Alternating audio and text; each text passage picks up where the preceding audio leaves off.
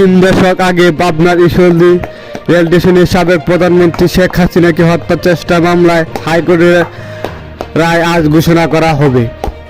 বুধবার 5 ফেব্রুয়ারি বিচারপতি মোহাম্মদ মাহবুব উল ইসলাম ও বিচারপতি মোহাম্মদ হামিদুর রহমানের সমন্বয়ে গঠিত হাইকোর্টে এই রায় ঘোষণা করবেন।